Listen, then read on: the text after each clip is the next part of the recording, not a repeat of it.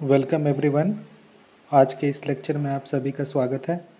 हम लोग अलग अलग तरह के फंक्शंस पढ़ रहे थे और आज हम लोग पढ़ने वाले हैं सिग्नम फंक्शन यानी साइन फंक्शन। ये बेसिकली किसी एक्सप्रेशन का साइन बताता है। हम लोग फंक्शन पढ़ रहे हैं from real number two real number, यानी y बराबर एफ एक्स की वैल्यू क्या होगी।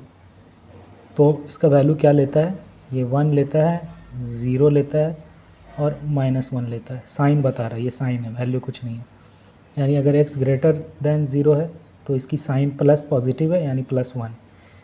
जब x इक्वल्स टू 0 है तो इसकी वैल्यू 0, और x जब निगेटिव है तब साइन निगेटिव है यानी -1। ये इसकी वैल्यू होती है। इसको इधर से ये ब्रैकेट दे देते हैं। इसका ग्राफ बना लेते हैं, बड़ा आसान। पॉजिटिव पे वैल्यू 1 है, 0 पे वैल्यू इसकी 0 है, यानी यहाँ पर बोल्ड कीजिए, ठीक है। इसके इधर इसकी वैल्यू 1 है, यानी ये जो 1 है 1 पे ओपन बना दीजिए, जैसे ओपन इंटरवल में बनाते हैं, इसको खुला छोड़ दीजिए और इधर बना दीजिए, यानी इसकी वैल्यू 1 है पॉजिटिव के लिए। और निगेटिव के लिए -1 पे खुला छोड़ दीजिए और इधर बना दीजिए -1। तो ये फंक्शन है। कैसा फंक्शन है? ऐसा फंक्शन है। ये एफ एक्स का ग्राफ ऐसा जा रहा है। 1 है x ग्रेटर देन 0 के लिए, सॉरी थोड़ा सा गलत बन गया है यहाँ पे। ये y है, ये x है। y बराबर एफ एक्स हम लोग इधर बना रहे हैं, तो एफ एक्स इस पे बनाया, ये एफ एक्स का ग्राफ है। निगेटिव पे -1 है, पॉजिटिव पे 1 है और 0 पे 0 है। साइन बता रहा है बेसिकली एक्सप्रेशन का, जो f के अंदर जो चीज़ है उसकी साइन बताता है। ये मशीन कैसा है? ये मशीन ऐसा है कि मशीन के अंदर कुछ भी वैल्यू डालिए, जैसे -10 डाले तो ये बोलेगा ये निगेटिव है। निगेटिव मतलब -1 है, तो ऐसे वैल्यू देगा वो, ठीक है। तो ये फंक्शन हो गया। अब इसमें फिर से समझना है, ये तो बड़ा सिंपल है, समझ गए आप। डोमेन भी समझ गए। डोमेन इसका क्या है? डोमेन कुछ नहीं है बल्कि पूरा रियल नंबर है। रेंज में क्या क्या वैल्यू ले रहा है? तो 3 ही वैल्यू ले रहा है, -1 लेगा या 0 लेगा या 1 लेगा। तो इसका रेंज होगा -1, 0, 1। ये सेट हो गया, जिसमें सिर्फ 3 ही एलिमेंट है। ये रेंज है। मेनी वन फंक्शन है, इस पूरे पे एक, इस पूरे पे एक, और ये 0 पे अलग। साथ ही साथ ये डिसकंटिन्यूअस फंक्शन है। आप आगे कैलकुलस में पढ़ोगे डिसकंटिन्यूअस कहाँ होता है। किसी x पे वैल्यू जंप ले लिया, यानी 0 पे ये फंक्शन वैल्यू ब्रेक हो गया। 0 पे 0 था, लेकिन 0 से थोड़ा सा बड़ा कीजिए, जब थोड़ा सा 0.00001 कर दीजिए या 0.00001 कर दीजिए, तो इस पे वैल्यू इसकी +1 हो गई है, और वहीं 0 पे वैल्यू 0 हो गई है। तो सडन जंप ले रहा है, ग्राफ में भी दिख रहा है, यहाँ तक 0 था, फिर जंप लिया। निगेटिव के लिए थोड़ा सा निगेटिव कर दीजिए तो वैल्यू -1 हो गई, जंप ले लिया। तो ये 0 पे डिसकंटिन्यूअस है ये फंक्शन, यानी 0 पे नहीं, ये वहाँ पे डिसकंटिन्यूअस है जहाँ पे ये फंक्शन के अंदर वाली चीज़ 0 है। इस तरह से समझिए इसको, यहाँ पे वो चीज़ 0 है, ठीक है। अब ये यही सिग्नम फंक्शन को थोड़ा सा घुमा दिया जाएगा, थोड़ा सा इसको घुमा दिया जाएगा, तो चीज़ें कैसी हो जाएंगी।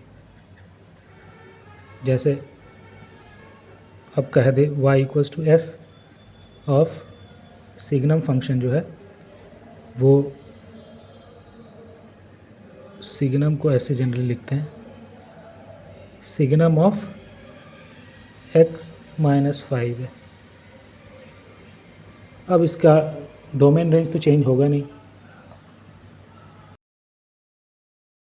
जैसा मैंने बताया था ये -5 हो गया, यानी ये वाली चीज़। अब ये 0 कहाँ पे हो रही है? 0 पे वैल्यू 0 था, यानी अंदर वाली चीज़ अगर 0 है तो वैल्यू 0 है, यानी इसकी वैल्यू 0 होगी। x-5 इक्वल्स टू 0, यानी x इक्वल्स टू 5 पे इसकी वैल्यू 1 होगी, जहाँ पे x-5 इज़ ग्रेटर दैन 0, यानी x ग्रेटर दैन 5 पे इसकी वैल्यू जो है वो 1 होगी, और -1 होगी x लेस दैन 5 पे, यानी x जैसे ही 5 से छोटा होगा ये नेगेटिव होगा, वैल्यू -1, यानी ये वाली पूरी चीज़ अब 5 पे शिफ्ट हो जाएगी। यानी अब 5 पे वो पूरा 5 इधर शिफ्ट कर दीजिए। यहाँ अब जो ग्राफ बनेगा इसका, यहाँ पे ओपन बना के ये ऐसा हो जाएगा, और ये वाली चीज़ यहाँ पे ओपन बना के इधर हो जाएगा, ठीक है। अब ये ग्राफ पूरा 5 राइट शिफ्ट हो गया है, ठीक है।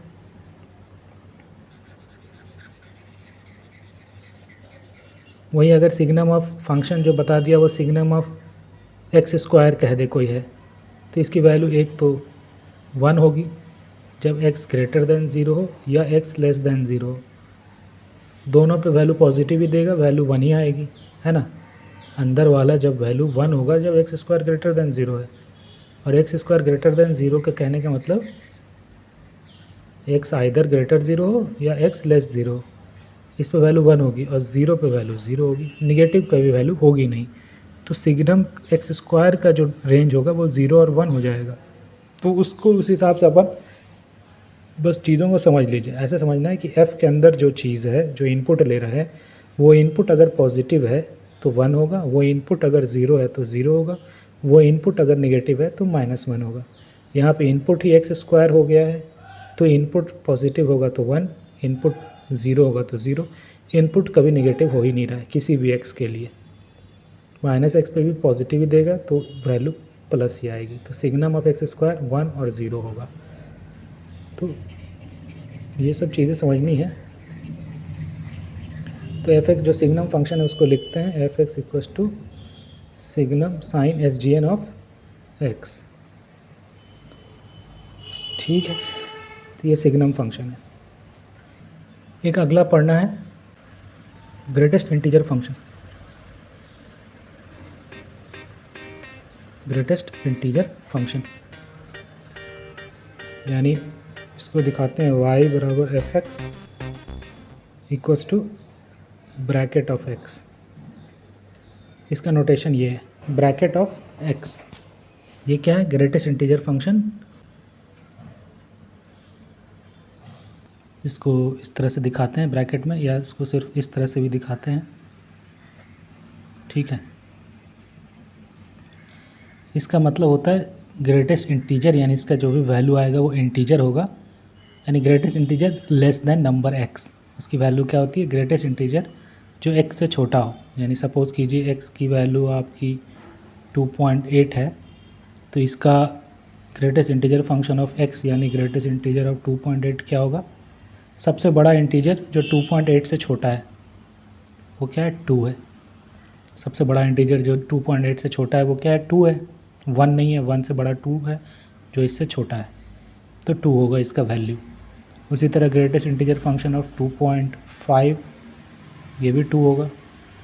Greatest integer function of 2 integer 2 ये भी 2 होगा। ग्रेटेस्ट इंटीजर लेस देन या इक्वल्स टू ये है, ग्रेटेस्ट इंटीजर लेस देन या इक्वल्स टू ये, तो 2 का भी 2 हो जाएगा। ठीक है, तो यानी 2, 2.1, 2.2, 2.3, 2.4, 2.5, 2.9, 2.9999 सब की वैल्यू 2 होगी। फिर 3 पे वैल्यू 3 हो जाएगा, यानी एक सडन जंप आएगा, ग्राफ में दिखेगा वो।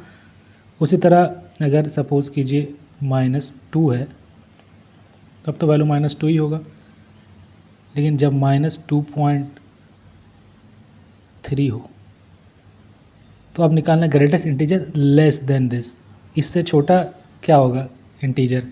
-3। -2 नहीं होगा क्योंकि -2 इससे बड़ा है।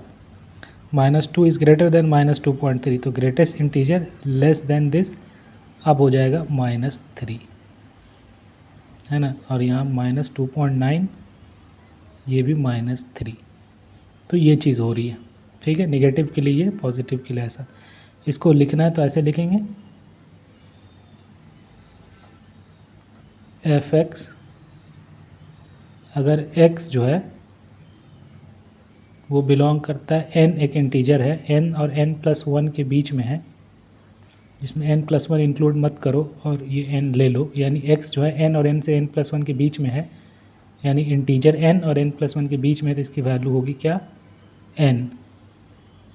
यहाँ n ग्रेटर देन 0 है, इक्वल से मान लीजिए, तो इसकी वैल्यू क्या हो जाएगी? जो छोटा वाला इंटीजर है n, और वही अगर ये निगेटिव है यानी -n+1 है से लेके -n है, तो अब इसकी वैल्यू हो जाएगी -n+1।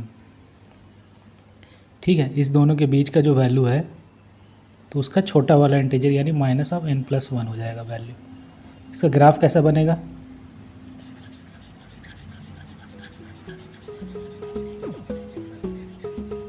इसका ग्राफ मस्त बनता है। मिनिमम फंक्शन दिख रहा होगा आपको, ये मिनिमम फंक्शन है ये। तो इस 0 पे वैल्यू क्या होगी, 0 होगी, तो इस तरह से बनाते हैं। और 0.5 पे भी वैल्यू 0 ही होगी। अप टू 1 तक सबकी वैल्यू क्या होगी, 0 होगी। 1 पे सडन वैल्यू जंप लेगा, वो 1 हो जाएगा। 1 पे वैल्यू क्या हो जाएगा, 1 हो जाएगा। लेकिन 0.5, 0.6 सब पे वैल्यू क्या होगा, 0 होगा। यानी ये, अब ये 1 था, 1 से लेकर 2 के बीच तक, 1 से लेकर 2 के बीच में सबका वैल्यू 1 होगा, यानी ये ऐसा।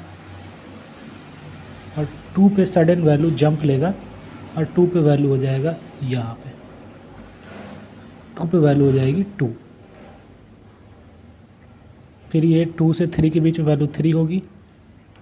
और इसको कभी कभी ऐसे भी दिखा देते हैं। और 3 पे वैल्यू फिर जंप लेगा और वैल्यू हो जाएगा 3।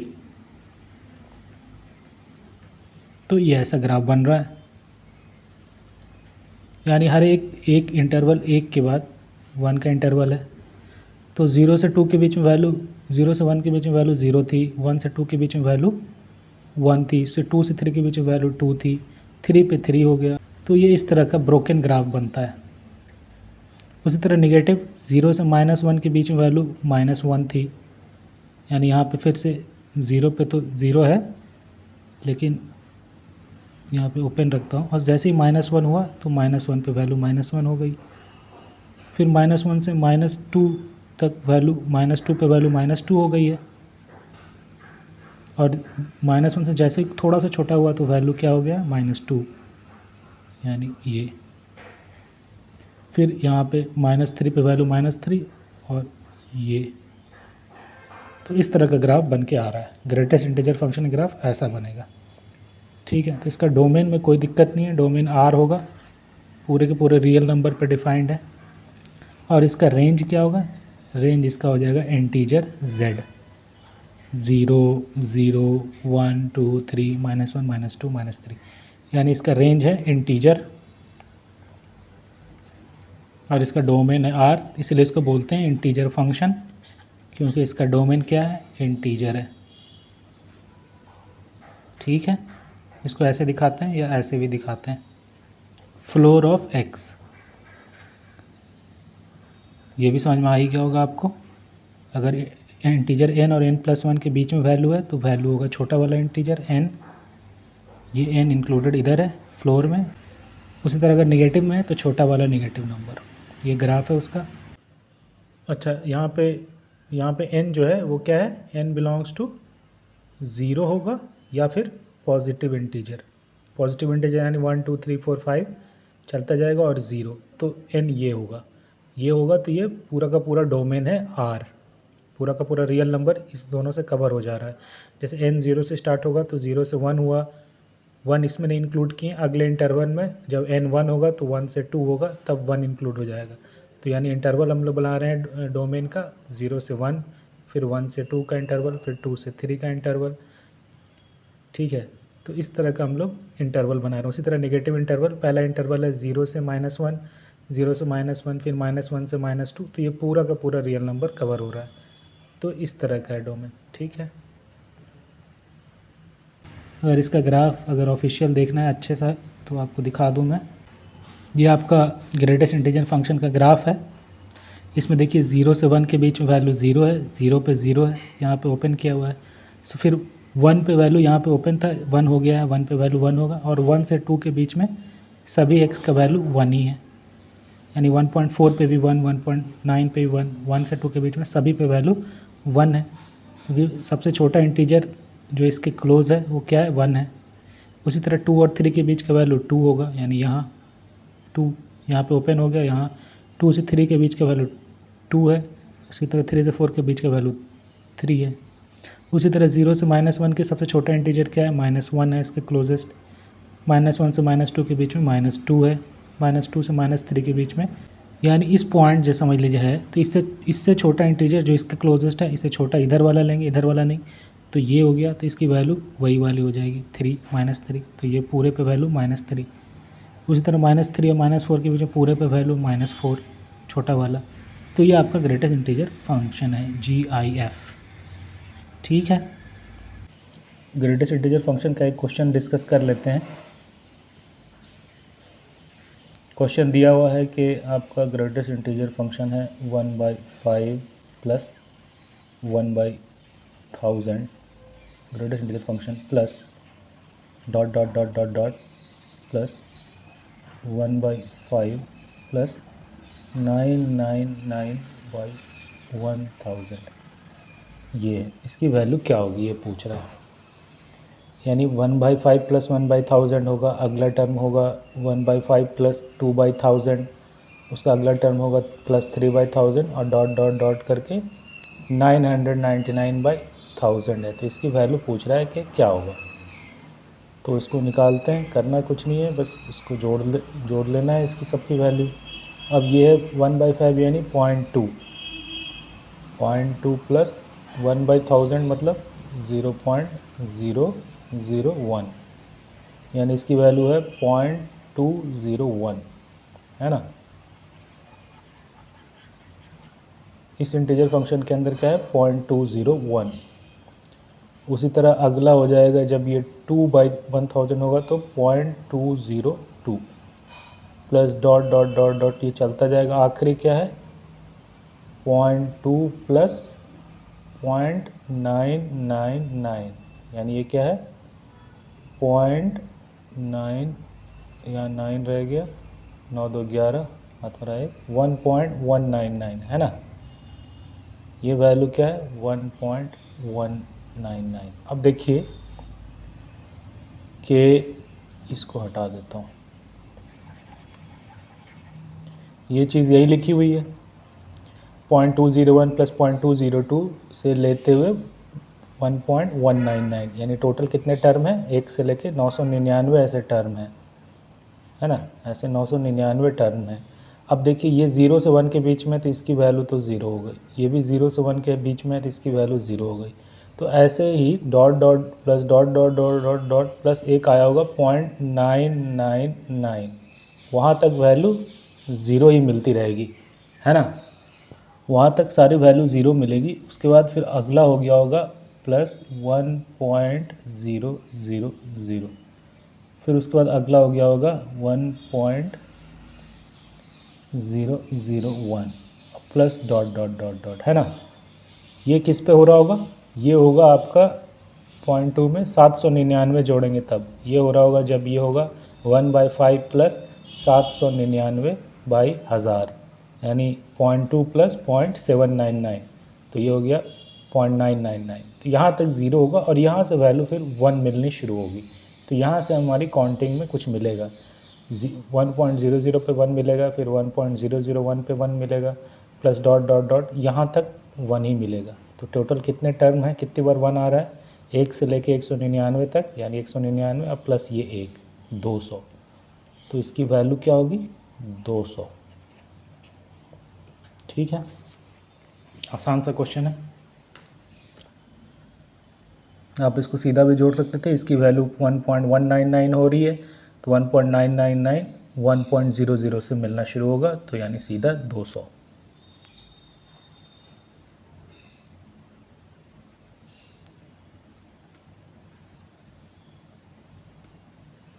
फिर एक होता है फ्रैक्शन पार्ट,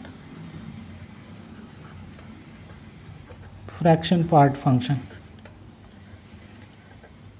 इसको छोटे से करली ब्रैकेट से दिखाते हैं x फ्रैक्शन पार्ट, यानी y is equals to fraction part of x, यानी ये किसी नंबर का फ्रैक्शन पार्ट देता है। यानी जैसे 2.8 था तो फ्रैक्शन पार्ट ऑफ 8 क्या होगा 0.8।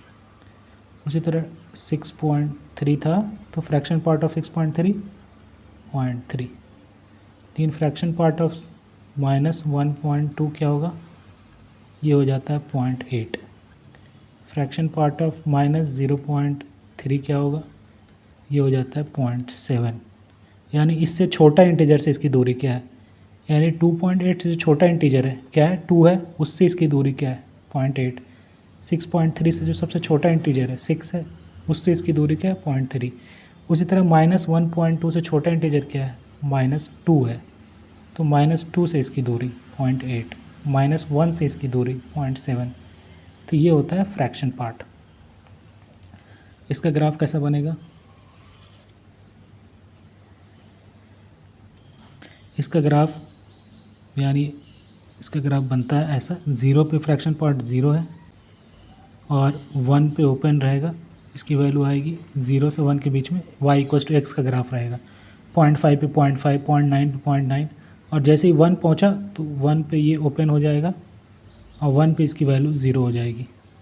1 का फ्रैक्शन पार्ट क्या है, 0 है।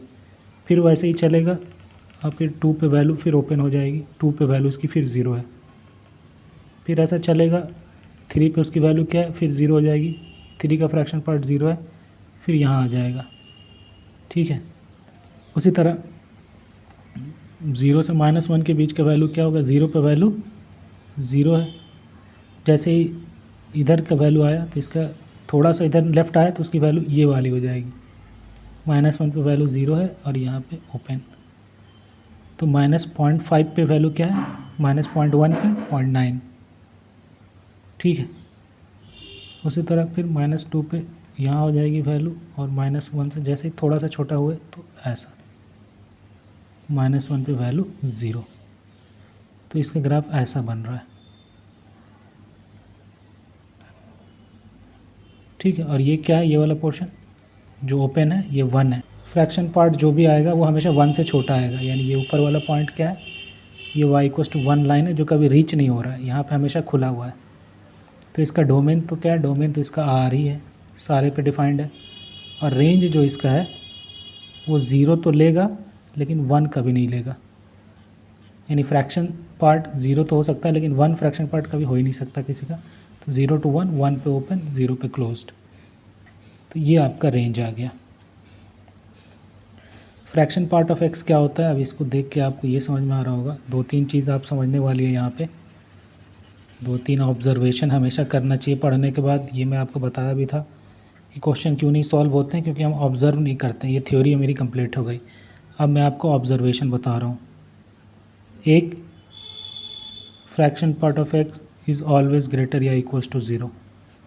फ्रैक्शन पार्ट ऑफ x हमेशा ग्रेटर दैन या इक्वल्स टू 0 हो रहा है। ग्राफ देखिए हमेशा वो x के ऊपर ही है, निगेटिव नहीं हो रहा है। ये एक ऑब्जर्वेशन है, कोई बड़ी चीज़ नहीं बता रहा हूँ, सिंपल ऑब्जर्वेशन बता रहा हूँ मैं। ऑब्जर्वेशन हमेशा करना चाहिए, इससे आपका पिक्चर, मेंटल पिक्चर टॉपिक का अच्छा बनता है, मैंने आपको बताया था। इससे क्वेश्चन अच्छे सॉल्व होते हैं।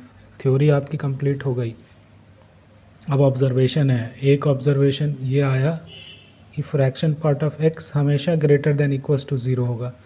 अब इसका मतलब क्या है, दिस इम्प्लाइज व्हाट, कि अगर root under fraction part of x डाल दें तो अभी भी आप x कुछ भी लो, फ्रैक्शन पार्ट तो फिर उसका पॉजिटिव हो ही जाएगा।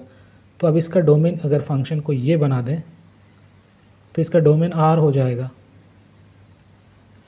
कोई दिक्कत नहीं है। अगर ये फ्रैक्शन पार्ट नहीं होता था तो डोमेन होता था greater than 0, greater equals to 0। अब यहाँ पे डोमेन R ही है, क्योंकि रूट को क्या मिल रहा है, जो फ्रैक्शन पार्ट x से जो वैल्यू निकल के आएगी, इस अंदर वाले मशीन से जो वैल्यू निकल के आएगी वो रूट को मिल रहा है। यानी कॉम्प्लेक्स मशीन है ये, इसको बोलेंगे कंपोजिट मशीन है। एक मशीन बाहर वाली है, वो क्या है, वो स्क्वायर रूट बता रही है। एक बाहर की मशीन है ये वाली, ये स्क्वायर रूट बता रही है, और एक अंदर की मशीन है जो फ्रैक्शन पार्ट ऑफ x दे रही है। तो फ्रैक्शन पार्ट ऑफ x जब स्क्वायर रूट में मिल रहा है तो इसको हमेशा पॉजिटिव ही तो मिल रहा है, तो x क्या डाल रहा है उससे क्या फ़र्क पड़ता है, अपने को तो रूट के अंदर जो मिलना चाहिए वो पॉजिटिव मिलना चाहिए। तो फ्रैक्शन पार्ट ऑफ x मिल रहा है रूट को, और वो पॉजिटिव मिल रहा है, तो x की वैल्यू आप कुछ भी डालो तो डोमेन इसका R हो जाता है फिर। तो एक चीज़ नोटिस करने वाली चीज़ ये है कि fraction part of x is greater then या इक्वल्स टू 0। दूसरा, जो x होता है उसमें से अगर इंटीजर पार्ट को हटा दें तो वो फ्रैक्शन पार्ट मिल जाएगा। या कोई भी नंबर क्या होता है, नंबर होता है उसका इंटीजर पार्ट प्लस उसका फ्रैक्शन पार्ट, यही होता है नंबर। कोई नंबर 2.8 क्या है, उसका इंटीग्रल पार्ट प्लस इसका फ्रैक्शन पार्ट, यही होता है। ये ग्रेटेस्ट इंटीजर फंक्शन है और ये फ्रैक्शन पार्ट है। तो कोई भी नंबर 2.8 इज़ 2 + 0.8, यानी कोई भी इंटीजर x, कोई भी नंबर x इज़ उस नंबर का इंटीग्रल पार्ट प्लस उस नंबर का फ्रैक्शन पार्ट। ये एनालिसिस का पार्ट है, यही करना चाहिए आदमी को। जब ये x में नहीं दिख रहा है तो एक एग्जांपल लेके देख लीजिए, जैसे 2.8 ले लिया, अब एक एग्जांपल और ले लीजिए निगेटिव के लिए, तो अपना पूरा पिक्चर कंप्लीट हो जाएगा। जैसे माइनस, अपना एग्जांपल लिया -1.3, ये होगा इसका इंटीजर पार्ट, इसका इंटीजर पार्ट है -2, छोटा इंटीजर इससे छोटा इंटीजर -2 है। अब प्लस इसका फ्रैक्शन पार्ट, -2 से इसकी दूरी यानी 0.7 है इसका फ्रैक्शन पार्ट। -1.3 का फ्रैक्शन पार्ट क्या है, 0.7 है, 0.7, ठीक है। तो ये हो गया वही चीज़, integer part plus fraction part जो हमेशा पॉजिटिव होता है। तो ये चीज़ आपकी निकल के आती है।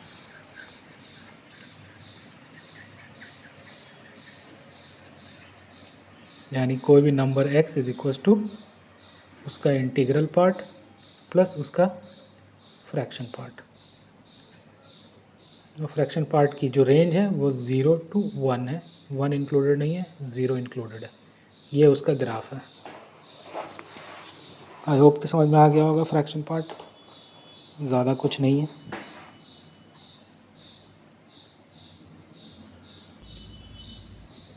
ये आपका फ्रैक्शन पार्ट का ग्राफ है जो मैं आपके लिए ऑफिशियल लेके आ गया। 0 से 1 के बीच में वैल्यू वही है जो ये है, जो वैल्यू ये है वही ये है, जो ये है वही x, यानी ये y = x ग्राफ है इस बीच में। फिर यही वाली चीज़ रिपीट होते जा रही है क्योंकि फ्रैक्शन पार्ट इसका क्या है, जो इतना पोर्शन है वही इतना पोर्शन है। तो उसी तरह निगेटिव में थोड़ा सा निगेटिव हुआ तो फ्रैक्शन पार्ट -1 से उसकी दूरी, किसी पॉइंट इस वाले का फ्रैक्शन पार्ट क्या होगा, तो ये वाली दूरी 1 से, जो -1 से जो दूरी है वो ये लिखी हुई है, ठीक है। तो ये फ्रैक्शन पार्ट का ग्राफ है, यानी ये y बराबर फ्रैक्शन पार्ट ऑफ x है, ठीक। अब ये एक तरह से देखिए बार बार रिपीट हो रहा है, क्या हो रहा है, रिपीट हो रहा है, हर एक के इंटरवल के बाद ये रिपीट हो रहा है। तो ऐसे फंक्शन को बोलते हैं पीरियोडिक फंक्शन। इस तरह के फंक्शन को क्या बोलते हैं, पीरियोडिक फंक्शन, जो बार बार रिपीट हो रहा है और इसका पीरियड होगा 1, हर 1 के बाद ये रिपीट हो रहा है। पीरियड इसकी क्या है, 1 है। ऐसे फंक्शन को पीरियोडिक फंक्शन बोलते हैं। यानी जब f of x is same as f of x plus period जो भी है उसका, सपोज कीजिए t था, तो जो x पे वैल्यू मिल रहा है वही x प्लस t पे मिले, तो ऐसे फंक्शन को पीरियोडिक फंक्शन बोलते हैं। और t इज़ पीरियड, यहाँ पे यानी जो x पे वैल्यू मिल रही है वही x प्लस 1 पे भी वैल्यू मिल रही है, यानी ये सब पे वैल्यू सेम मिल रही है। और इस दो पॉइंट के बीच में जो गैप है ये 1 का गैप है, यानी जो इस पे वैल्यू मिल रहा है वही उस +1 पे मिल रहा है, वही +1 पे मिल रहा है ना। तो ये पीरियोडिक फंक्शन है, यानी जो वैल्यू इस पे मिल रही है, यानी जो वैल्यू 2.1 पे मिल रही है वही 2.1 + 1 3.1 पे वही मिलेगी, वही 4.1 पे वही मिल रही है, सबका फ्रैक्शन पार्ट 0.1 है।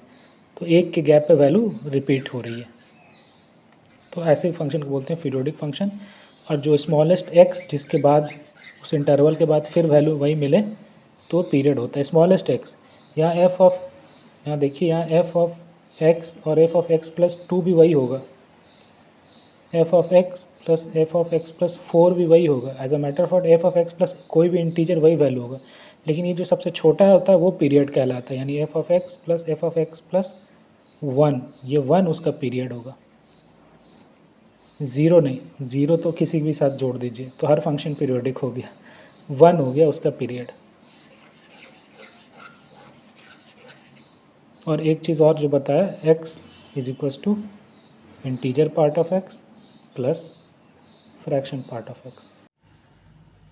अच्छा, जैसे फ्रैक्शन पार्ट पे आपको वर्क करना है तो इसको आप कैसे लिखोगे, जैसा कि हम लोगों ने इसको लिखा था इंटीजर पार्ट को, ग्रेटेस्ट इंटीजर फंक्शन को, कि एक इंटरवल लिया था हमने n से n+1 और एक इंटरवल लिया था हमने -n+1 से -n, ये दोनों इंक्लूडेड नहीं है। तो इस पे हमने उसको लिख दिया था n और इस पे लिख दिया था -(n+1). तो इसमें फ्रैक्शन पार्ट क्या हो जाएगा इस वाले में?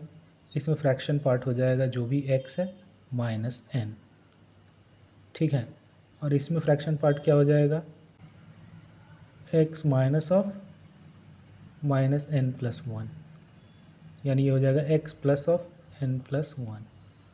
n+1 तो पॉजिटिव है, लेकिन यहाँ पे x क्या है? नेगेटिव है, वेयर n बिलोंग्स टू 0 या पॉजिटिव इंटीजर। तो इस तरह से खोलेंगे। तो यानी पहला इंटरवल जिसमें n 0 था उसमें क्या हो जाएगा? यानी पहले इंटरवल में फ्रैक्शन पार्ट हो जाएगा वो x ही लिखाएगा, when x is greater than equals to 0 less than 1। उसी तरह दूसरे इंटरवल में ये हो जाएगा x -1 when x is greater equals to 1 but less than 2, ठीक है। जब ये इस इंटरवल में आ जाएगा 1 से 2 में, तो ये x -1 हो जाएगा। इस पूरे में से आप ये वाला निकाल दीजिए, तो जो बचेगा वही आपका वैल्यू होगा। उसी तरह x जब ग्रेटर इक्वल्स टू 2 हो, लेस देन 3 हो, तो क्या होगा वैल्यू? x -2। तो इस तरह से इसको इवैल्यूएट करेंगे। उसी तरह नेगेटिव में भी लिख देंगे।